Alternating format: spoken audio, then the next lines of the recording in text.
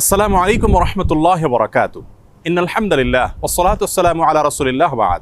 সুপ্রিয় দর্শক, সূরা ইসরার ৮২ নম্বর আয়াতে আল্লাহ তাআলা ইরশাদ করেছেন, ওয়া নুনাজ্জিলু মিনাল কুরআনি মা হুয়া শিফাউন ওয়া রাহমাতুল লিল মুমিনিন। যার অর্থ হলো, আমি কোরআনে কারীমের এমন সব আয়াতসমূহ, সূরাসমূহ নাজিল করি যার মাঝে রয়েছে ঈমানদারদের জন্য আরোগ্য লাভের মাধ্যম এবং তাদের জন্য রহমত তথা আল্লাহর পক্ষ থেকে করুণা।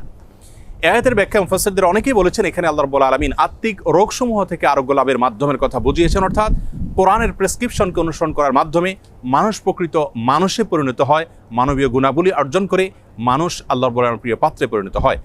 এর ব্যাখ্যা অনেক মুফাসসিররা এও বলেছেন যে এর মাধ্যমে আল্লাহ রাব্বুল আলামিন আত্মিক রোগসমূহ থেকে মুক্তির পাশাপাশি শারীরিক যে রোগসমূহ আছে সেগুলো থেকেও মুক্তির পথ আল্লাহ রাব্বুল আলামিন আমাদেরকে বাতলে দেন। সেগুলোকে আবিষ্কার করে খুঁজে বের করে যথাযথভাবে আমল করার মাধ্যমে উপকৃত হওয়াটাই হলো আমাদের জন্য মূল বিষয়। আজ আমরা কোরআনে কারীমের এমন একটি সূরা আপনাদের সঙ্গে শেয়ার করতে চাই যে সূরার অপর নামই হলো সূরাতুশ শিফা বা আরোগ্য লাভের সূরা। আর সেই সূরা হলো আমাদের সকলেরই অতি পরিচিত সূরাতুল ফাতিহা। সহিহ বুখারীতে আবু সাঈদ খুদরী রাদিয়াল্লাহু আনহু থেকে একটি হাদিস বর্ণিত হয়েছে, যে হাদিসের মাধ্যমে বোঝা যায় যে সাহাবায়ে কেরাম সূরাতুল ফাতিহার মাধ্যমে চিকিৎসা গ্রহণ করেছেন এবং অলৌকিকভাবে, বিস্ময়করভাবে কঠিন এবং দুরারোগ্য সমস্যা থেকে তারা মুক্তি লাভ করেছেন।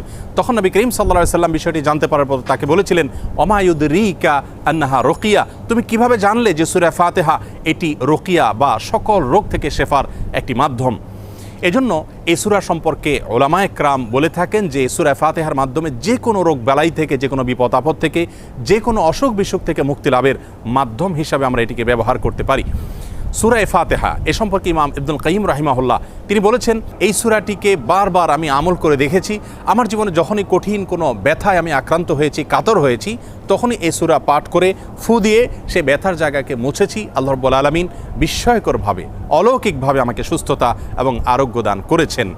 আমি ব্যক্তিগতভাবে আমার কথা বলতে পারি যে আমার বাসায়, পরিবারে আমার বাচ্চাদের যখন কোনো অসুখ বিসুখ হয়েছে, কখনো কোনো সমস্যা দেখা দিয়েছে, তৎক্ষণাৎ আমি সূরা ফাতিহা পাঠ করে তাদেরকে ফু দিয়েছি, তাদের শরীরে মুছেছি এবং সঙ্গে সঙ্গে আল্লাহ রাব্বুল আলামিন বিস্ময়করভাবে আমাকে উপকারিতা দিয়েছেন।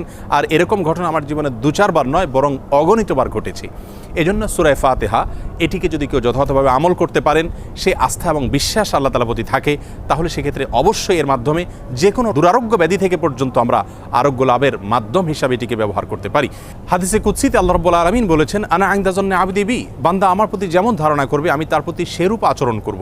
অতএব পরিপূর্ণ আস্থার সাথে, বিশ্বাসের সাথে যদি কেউ যে কোনো অসুখ বিসুখ থেকে, যে কোনো ব্যাধি থেকে মুক্তি লাভের জন্য সূরা ফাতিহাকে পাঠ করেন, সেটি পাঠ করে কোনো পানিতে, তেল ইত্যাদিতে ফু দিয়ে সেটি যদি ব্যবহার করেন, প্রয়োগ করেন, অথবা শরীরের কোনো জায়গায় অসুখ দেখা দিলে এটি পাঠ করে যদি ফু দেন সেই জায়গায় বা মোছেন, ইনশাআল্লাহ বিইذনিল্লাহ আল্লাহ তাআলা তাকে ওই রোগ থেকে মুক্তি নসিব করবেন। এবং এটি হাজারো লাখো উলামায়ে কেরাম এবং ঈমানদারদের পরীক্ষিত একটি আমল। আমরা এই আমলটি যে কেউ করতে পারি। আমরা অনেকে মনে করি এই সমস্ত সূরার মাধ্যমে আরোগ্য লাভের জন্য বোধহয় কোনো মুত্তাকি পরহেজগার মানুষ দিয়ে এগুলো পাঠ করাতে হয়। মূলত আমরা যে কোনো মুসলমানই এটিকে আমল করতে পারি এবং এর মাধ্যমে আরোগ্য লাভের চেষ্টা করতে পারি। আল্লাহ রাব্বুল আলামিন আমাদের সকলকে কোরআনে কারীমকে সব দিক থেকে আমাদের অনুকরণীয়, অনুসরণীয় গ্রন্থ হিসাবে গ্রহণ করার তৌফিক দান করুন। কোরআনে কারীমের সকল প্রেসক্রিপশনগুলো মেনে আমাদের জীবনকে আলোকিত করার তৌফিক দান করুন এবং কোরআন থেকে শেফা গ্রহণ করে আরোগ্য লাভ করে আল্লাহ তাআলার প্রতি আমাদের ঈমানকে আরও বৃদ্ধি করার তৌফিক দান করুন। আসসালামু আলাইকুম ওয়া রাহমাতুল্লাহি।